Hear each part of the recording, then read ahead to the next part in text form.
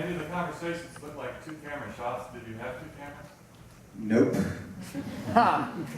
Yeah, I mean, there's one scene where we almost shot it. We had two cameras on hand because you always do just for backup. Yeah, have to back up. If one of them breaks. And so there's one scene where we were so behind schedule that we were starting to set up and we were okay, well, let's put a lens on the other camera and we'll shoot two cameras. And then we wound up not doing that. So it was. You'd be surprised at how logistically, how it seems like you save time to shoot cameras, but it adds so much to the logistics that it actually makes it kind of harder on most scenes. Yeah, so, and also especially if you have like really complicated lighting, which we constantly did, like two cameras get tricky because you can't use lights the same way that you normally would.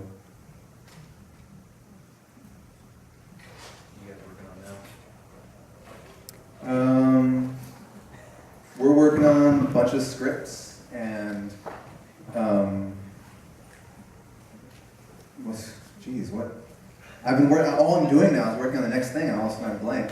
I'm writing a movie that takes place a lot in Fort Worth, actually, and Dallas, which is really exciting. And it's another movie about bank robbers, and it's going to. It was a New Yorker article that I'm adapting, and hopefully we'll get to make that sometime very soon. And Robert Redford is going to produce that and star in it.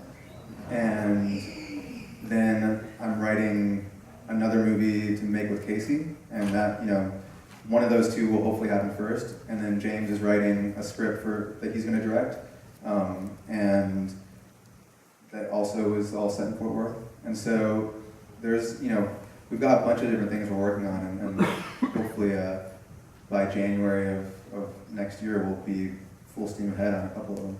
And we're about to start shooting. I fly to New York tomorrow. We're producing a film. It stars Jason Schwartzman and Elizabeth Moss from Mad Men. That's called Listen Up, Philip. We start shooting in a month on that, so I shouldn't even be here.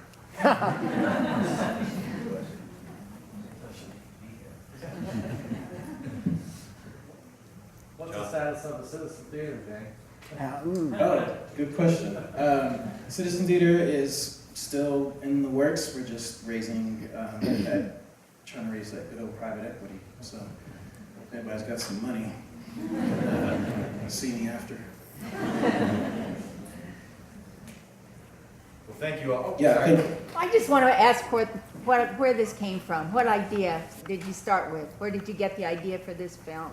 Well, my last film, Saint Nick, was a 90-minute silent film about children living in the woods in abandoned houses with no dialogue. And it was a movie that I'm very proud of, but that I feel, it was a movie that you have to meet halfway there. It's not a movie that like openly, gives you everything. And so I was like, what would be the best thing to follow that up with? And I thought that making an action movie would be a great surprise follow-up. And so I started writing an action movie and then cut all the action out.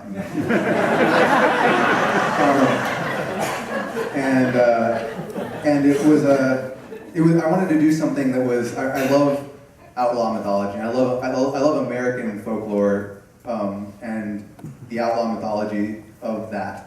I mean, that's a huge part of it, and that's a huge piece of what makes America America is like just outlaw myth, like the mythos of that and archetypes of that. And I wanted to make a film that dealt with those characters and with those archetypes and the iconography of that, and to do it in a very familiar way. I really, wanted to write a script that felt like it was playing by the rules, but just kept sidestepping it. And one of the things that made it that way was like, whenever you get to a scene where you expect, like another movie would show you what happens, like I was like, let's jump past that, or let's go look at something else.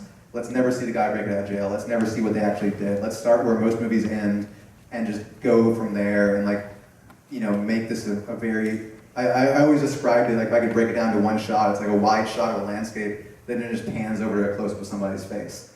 And I wanted the whole movie to sort of feel like that, like something that like zeroes in and gets closer and closer and more intimate but still dealing with these archetypes and the way we shot the movie, we tried to shoot it the way classic westerns were shot, and to shoot it in a way that honored that iconography while also still sort of just skirting to the left of the way traditional stories might tell the same piece of material.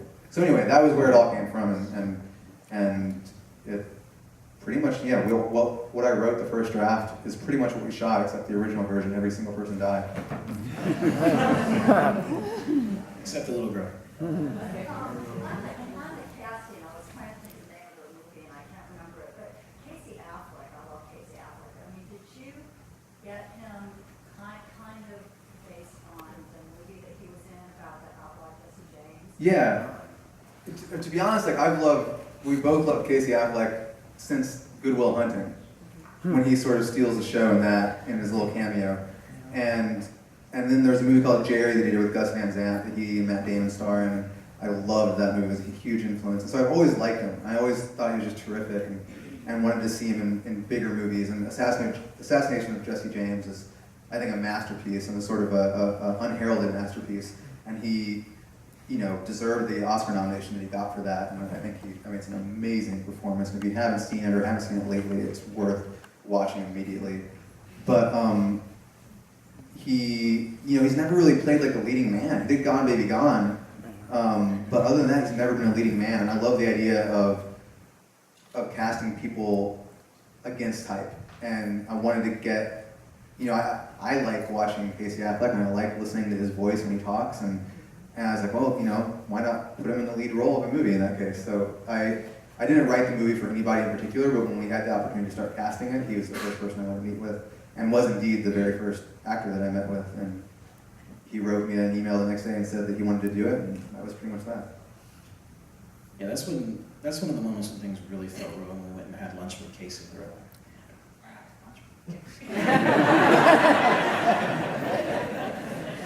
Who else was considered for that role? Ben Foster. Yeah.